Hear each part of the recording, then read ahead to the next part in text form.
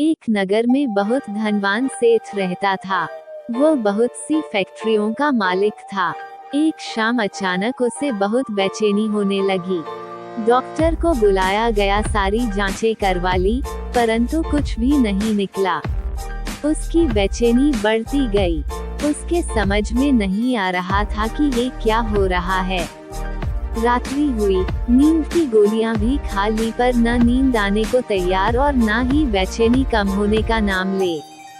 वो रात को उठकर 3 बजे घर के बगीचे में घूमने लगा। घूमते घूमते उसे लगा कि बाहर थोड़ी शांति है, तो वो बाहर सड़क पर पैदल निकल पड़ा। चलते चलते हजारों विचार मन में चल रहे थे। अब वो घर से बहुत दूर निकल आया था और थकान की वजह से एक चबूतरे पर बैठ गया। उसे थोड़ी शांति मिली तो वह आराम से बैठ गया। इतने में एक कुत्ता आया और उसकी एक चप्पल उठाकर एक दिशा में भागने लगा।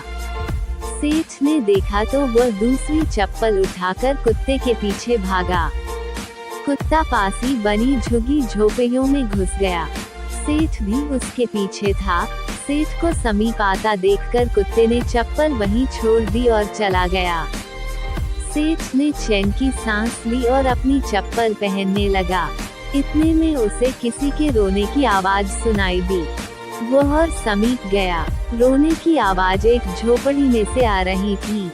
उसने झोपड़ी के फटे हुए बोरे में अंदर झांक कर देखा तो वहाँ एक औरत फटेहाल मैली सी चादर पर दीवार से सटकर रो रही है और ये बोल रही थी, हे भगवान मेरी सहायता करो। यही बात बार बार दोहरा रही थी और रोती जा रही है। सेठ के मन में आया कि यहाँ से चले जाओ, कहीं कोई गलत ना सोच लें।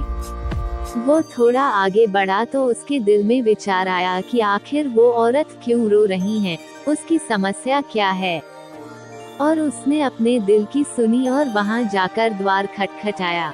उस औरत ने द्वार खोला और सेठ को देखकर घबरा गई।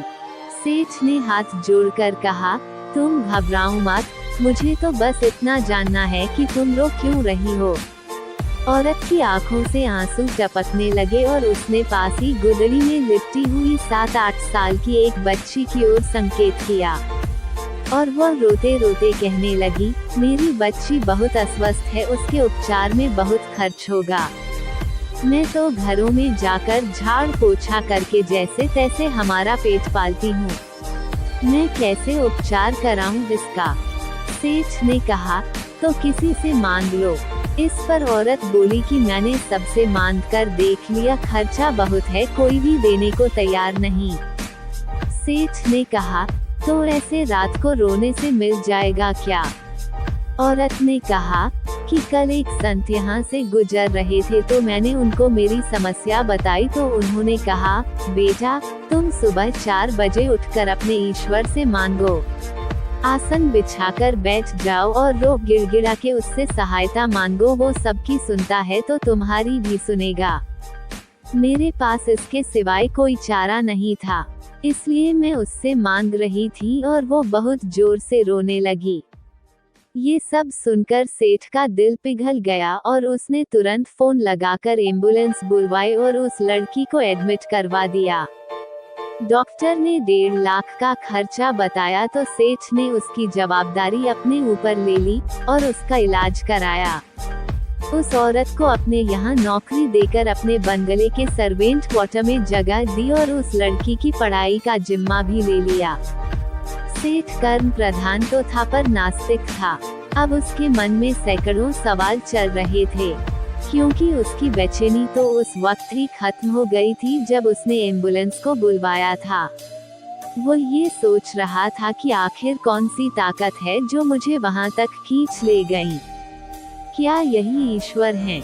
और यदि ये ईश्वर है तो सारा संसार आपस में धर्म जात पात के लिए क्यों लड़ रहा है? क्योंकि ना मैंने उस औरत की जात पूछी और ना ही ईश्वर ने जात पात देखी।